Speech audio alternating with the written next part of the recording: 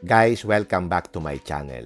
Today, we will be going on a camping trip for 4 days and 3 nights in Tanay Highlands. This was planned before the launching of our group, yung Raptor Pilipinas. Limited lang yung available slots dun sa area. So when we completed the 6 participants, we decided to go. At dito ko gagamitin yung slim rack na binili ko for my extra camping gears kasi hindi na siya kasya dun sa aking truck bed. As agreed, we decided to meet dito sa cafe una para mag-breakfast before we proceed to Tanay Highlands. So one by one, nagdatingan na yung mga participants. Heto na si Master Hen, kitang-kita nyo naman, umaapaw ang dami niyang dalang camping gears. So makikita natin mamaya kung papaano ang setup niya. Dito mo mapipil ang magandang samahan ng grupo na may pareho kayong interest. At ang isa sa nagpapasaya sa grupo ay ang presence ni Enzo. Siya yung batang malambing at napaka-active.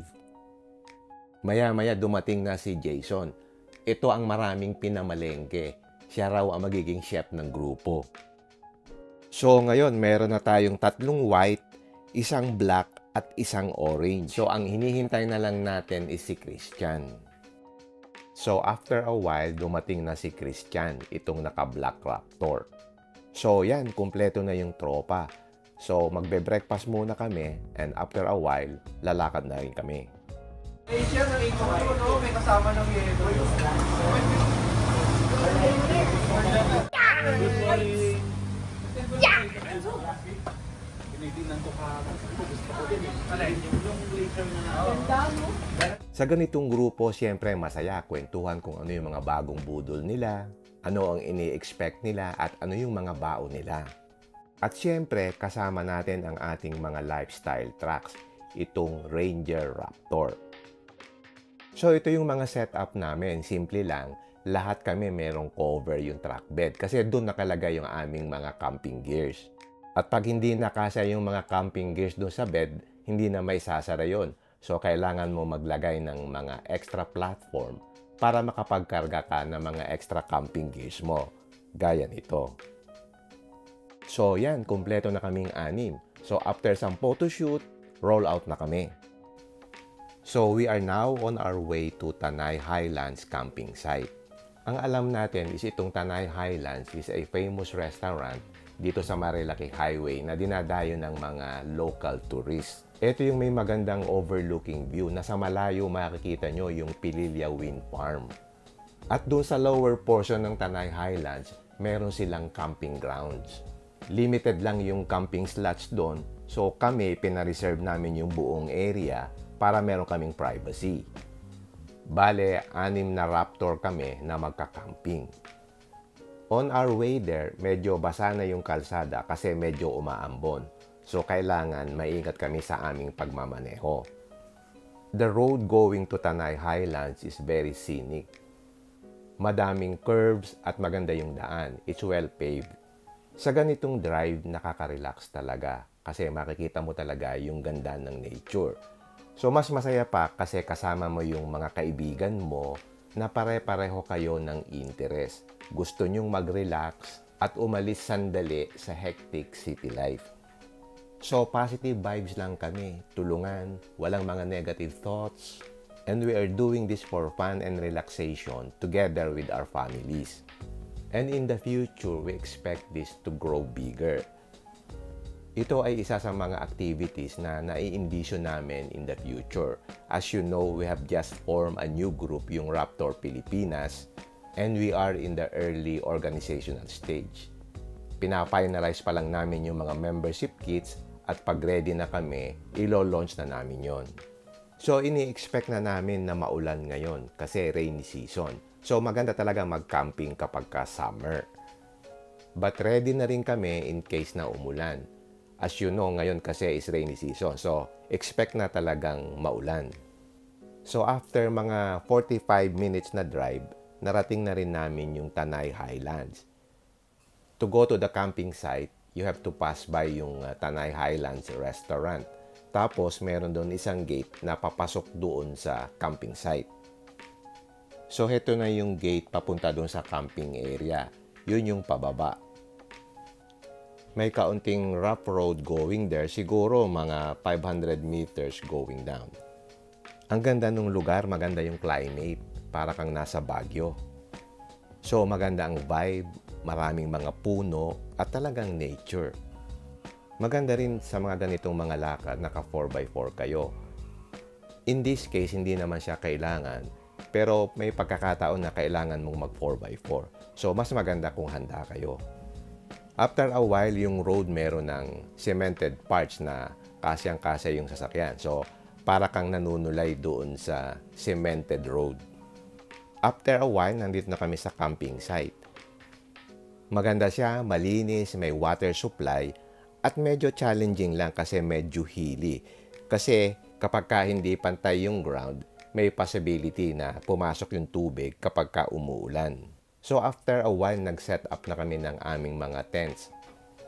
At ito yung itsura ng general tent setup namin. Nag-leave kami ng space dito sa gitna para meron kaming common area for activities. So ito yung sneak preview ng mga setups namin. Itong setup ni Jason is black ang kanyang motif. Ito naman kay Denny is brown. Exciting din, di ba? You can choose your own color scheme kung ano yung preference nyo. Ito naman ang setup ni Henry, naka-Kudi tent siya. Ito yung air tent na kapag sineset up mo, pinapump mo ng air. Ito naman kay Jason is Black Dog yung brand, so kulay black talaga siya. At ganito naman yung setup ko, naka-brown nature hike tent ako. At itong kay Ronnie, naka-black tent din siya. At itong kay Christian, naka-black na Vidalido tent siya. So after ma-set up, kwentuhan, tinitingnan yung mga setup at ina-appreciate mo yung ginawa mo. Nakakapagod din mag-set up, especially kung mainit.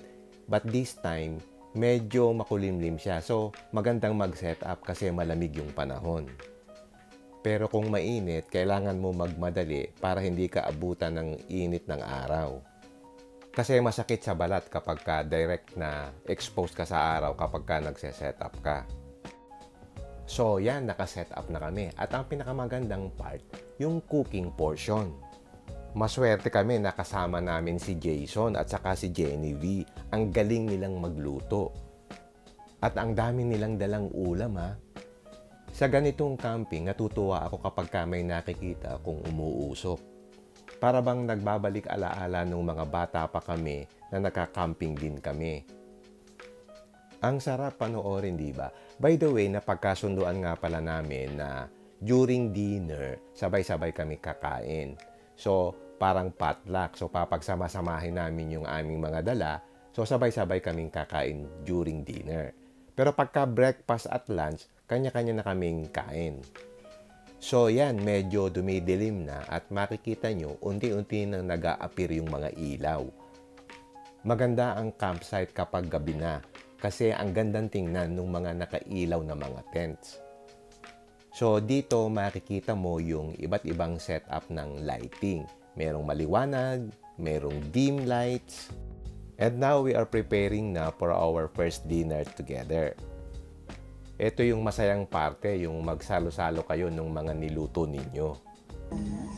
Sayang si Roy din, no? Nirasoy. Oo nga, nang mabunan. Sa Batangas siya eh. Itong baby, no? Pwede pa nga yan. Okay lang yun. Paano pag galing? Gutom na yung tao. Ayan, may bulalo dito sa Bicol Express, ha? Saan kayo yung Oh, gusto niya. Oh. kanin? Alam nyo kumain kayo. Go! Hindi na, cheat day na kayo. Grabe naman kayo. Dami niyong niluto, tapos di kayo kakain. Favorite ko yung dalawang yun. Talaga? So ito na yung setup namin the following morning. Medyo umulan nung gabi, pero we survive it kasi magaganda namang klase yung aming mga tent. So ang tip ko nga pala, kung magka-camping kayo, mag-invest kayo doon sa magandang tent para hindi kayo magka-problema kapag ka umuulan. So the following morning, medyo umaambon-ambon pa, which is good kasi hindi siya mainit. So you just have to adapt. Malamig dito, para kang nasa Baguio. Maambon-ambon din, so kailangan may dala kang payong o kaya kapote. So kapag ka nagka-camping ka, dito mo rin marirealize kung ano pa yung mga kulang mo na gamit. Pero as you go along, nakaka-experience ka na, alam mo na kung ano yung mga dadalahin mo na gamit. Pero hindi pa rin natatapos dyan eh. Palaging meron pa rin kulang. So yan ang exciting part ng camping. At ang the best part is, nakaka-relax siya. By the way, connected din kami sa internet kasi meron kaming dalang Starlink. Medyo maganda naman yung signal. Kaya lang kapag ka merong ulap, medyo humihina ang signal. Pero okay naman siya. In some areas ng mga camping sites, meron namang provided na internet connection via Starlink din usually. Pero in our case, nagdala kami ng aming sarili. Then nung mga bandang hapon na, nag-appear na yung fogs. Ang ganda sa pakiramdam, para ka talagang nasa Baguio.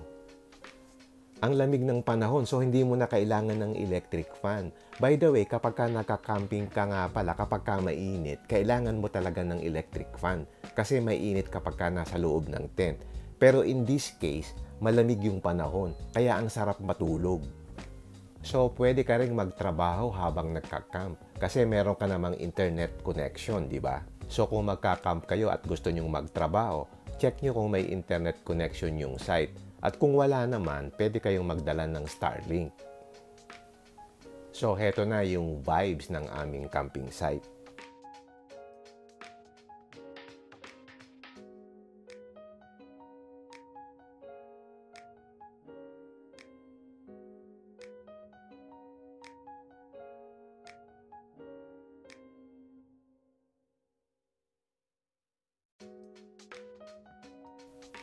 So, the following day, kwentuhan na naman. And then, nagpe-prepare na naman ng food for lunch. So, after some individual activities, dumating na naman yung dinner time. So, sama-sama na naman kaming nag-dinner.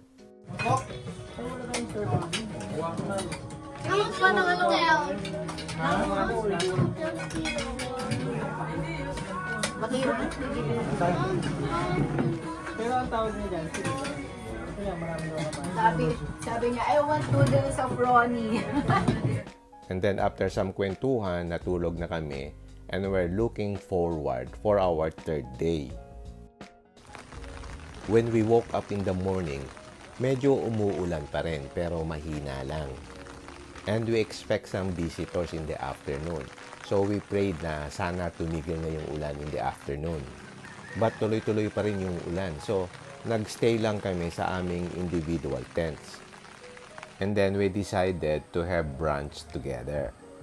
So dito nagluto na kami ng late breakfast and early lunch. As usual, bida yung egg, spam at saka yung longganisa. After lunch, nagpahinga kami and then we expect kasi mga visitors in the afternoon. So we expect na darating si Martin at saka si Adam.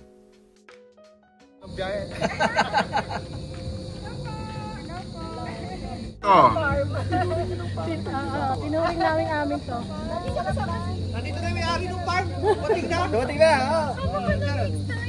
Parang maabot na. Ano na mapagkasa? Ngayon lang din to eh. Parang gano'n eh. And then, kwentuhan again nung dumating yung mga visitors namin. So, nag-tour sila dun sa mga setup namin and we expect them to join us in our future camping activities.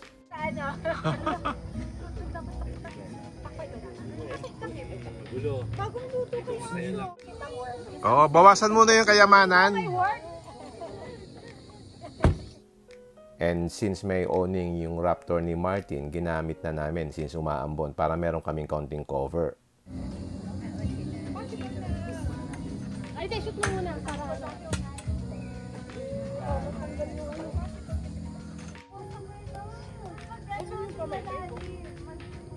Wala na, hindi mo na pinapayayos. Ang daming pagkain na dinala ni Jason. So this time, mag-iihaw siya ng ribs. Tamang-tama, nakisama yung panahon. So nung bandang afternoon, tumigil na yung ulan. Kaya naging masaya yung kwentuhan. And then dinner time na naman. Pagkain ng ribs ni Chef. Tumahimik ka. Lagi tayo Nanahimik. And this is our 4th day. So, ito na yung time na magbe-break camp na kami. So, kanya-kanya ng diskarte kung paano mag-break camp. Ito actually yung pinakamahirap na part, yung mag-break camp. Kasi kailangan mo uling pagkasyahin yung camping gears mo doon sa sasakyan mo. So, after breakfast, nag-start na kami mag-break camp para hindi kami abutan ng init. Kasi kapag ka mainit na, medyo mahirap mag-break camp. By the way, ang kagandahan nga pala dito sa Tanay Highlands, pwede kang umorder ng pagkain dun sa restaurant. Tapos, dinideliver ng waiter. Especially during the last day, medyo pagod ka na. So, ang ginawa namin, nag-order kami ng breakfast dun sa restaurant. And then, nagpa-reserve na rin kami ng seats para during lunchtime, doon na rin kami magla-lunch sa restaurant. Kasi masyadong busy yung restaurant, so kailangan mong magpa-reserve. So, tamang-tama, sinabi namin, mga 12:30, aakyat kami doon sa restaurant. So, by that time, tapos na siguro kaming magligpit ng aming mga gamit. So, by around 10:30 a.m., tapos na kaming magligpit. So, naligo na kami, tapos ready na kami pumunta doon sa restaurant. And since maaga pa naman, after taking a bath, nagkwentuhan muna kami dito sa pinakakabana. And then, as usual, nag-take kami ng mga souvenir pictures. And then, after that, ready to roll out na kami. I would say it was a nice experience. Maganda yung camp, malinis, malakas yung tubig, at merong power supply. So, highly recommended ko itong camp area na to. But before you go here, you have to make a reservation. Meron silang Facebook page. Kailangan nyo lang mag-down payment ng 50%. And then, tinawagan na kami nung waiter. Ready na raw yung food namin dun sa restaurant. So, we started rolling na. We were advised na punong-puno na yung parking dun sa harap ng restaurant.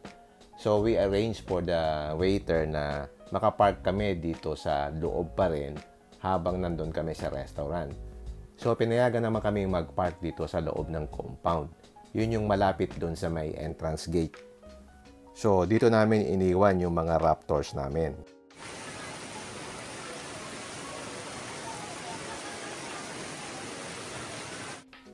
Ang swerte namin kasi nakapag-pack up na kami bago pa umulan.